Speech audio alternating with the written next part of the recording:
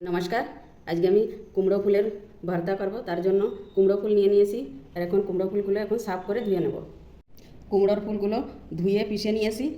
আর মশলা নিয়েছি আদা, রসুন, লঙ্কা বাটা, কালো জিরে আর শুকনো লঙ্কা নিয়েছি ফোড়ন দেওয়ার জন্য। এবার কড়াই বসিয়ে দেব। কড়াই গরম হয়ে গেছে। এবার কড়াইতে সরষের তেল দিয়ে দেবো। কালো জিরে লঙ্কা দিয়ে দেবো। মশলাগুলো দিয়ে দেবো।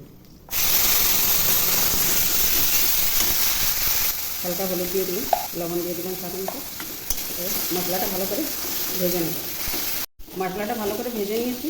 এবার বেটে রাখা কুমড়ো ফুলটা দিয়ে আরও ভেজে নেব। প্লাস থেকে ভালো করে মিশিয়ে দেবো, ভালো করে ভেজে নেব।